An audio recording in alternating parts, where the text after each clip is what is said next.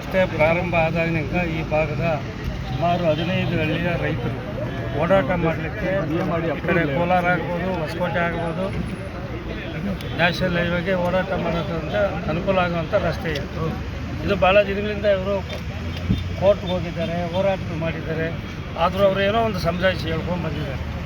ಈಗ ನಮ್ಮ ಸುಧಾಕರ್ ಅವರು ಪಾರ್ಲಿಮೆಂಟ್ ಸದಸ್ಯರಾದಾಗ ಈ ಭಾಗದ ಎಲ್ಲ ರೈತರು ಕೂಡ ಇದೊಂದು ಭಾಳ ಮುಖ್ಯವಾದ ಬೇಡಿಕೆಯನ್ನು ಕೂಡ ಅವ್ರ ಮುಂದೆ ಇಟ್ಟಿದ್ದಾರೆ.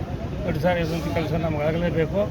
15 ಹಳ್ಳಿಗಳು ಒಂದು ಹೋಬಳಿನೇ ಈ ಭಾಗದಲ್ಲಿ, ಒಂದು ಹೋಬಳಿಯಿಂದ ಓಡಾಟ ಮಾಡುವಂಥ ಜನರಿಗೆ ಭಾಳ ಅನನುಕೂಲ ಆಗಿದೆ ಅಂತ ಕೇಳ್ಕೊಂಡಿದ್ದಾರೆ. ಅದರಿಂದ ಇವತ್ತು ಈ PDO ಅವರು ಬಂದು ಪ್ರಾಜೆಕ್ಟ್ ಡೈರೆಕ್ಟ್ರು ಈಗಾಗಲೇ ಅವ್ರು ಬಂದಿದ್ದಾರೆ. ಇವ್ರ ಸಮಸ್ಯೆಗಳು ಯಾವ ರೀತಿ ಇದೆ ಅನ್ನೋದೆಲ್ಲ ಕೂಡ ಅವ್ರಿಗೆ ಮನವರಿಕೆ ಮಾಡಿಕೊಟ್ಟಿದ್ದಾರೆ.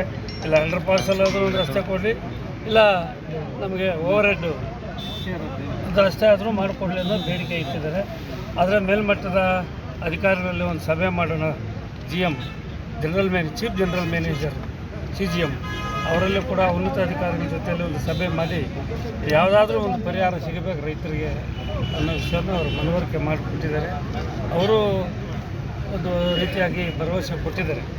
ಅದನ್ನು ಮುಂದಿನ ದಿನಗಳಲ್ಲಿ ಇವರು ಇನ್ನೂ ಡೆಲ್ಲಿ ಲೆವೆಲಲ್ಲಿ ಇನ್ನೂ ಒಂದು ಸಾರಿ ನಮ್ಮ ಗಡ್ಕರಿ ಅವರ ಹತ್ರ ಒಂದು ಸಭೆ ಮಾಡಬೇಕು, ಇದು ಆಗಲೇಬೇಕು ಅನ್ನೋ ಬೇಡಿಕೆ ನೀಡಬೇಕು. ರೈತರ ತೊಂದರೆ ಮುಖ್ಯಮಂತ್ರಿಗಳು ನರೇಂದ್ರ ಮೋದಿಜಿಯವರ 74ನೇ ವರ್ಷದ ಹುಟ್ಟುಹಬ್ಬದ ಹಬ್ಬದ ಶುಭಾಶಯಗಳನ್ನು ತಿಳಿಸಿ ಅವರು ಮತ್ತೆ ಕೂಡ ಈ ಮುಂದಿನ 5 ವರ್ಷಗಳು ಅವರಿಗೆ ಆರೋಗ್ಯ ಆಯುಷ್ ಕೊಡಲಿ ಅಂತೇಳಿ ನಾವೆಲ್ಲರೂ ಸೇರಿ ದೇವರಲ್ಲಿ ಅವರು ಪ್ರಾರ್ಥನೆ ಮಾಡಿಕೊಂಡು 74ನೇ ವರ್ಷದ ಶುಭಾಶಯಗಳನ್ನು ಕೋರ್ತೇವೆ.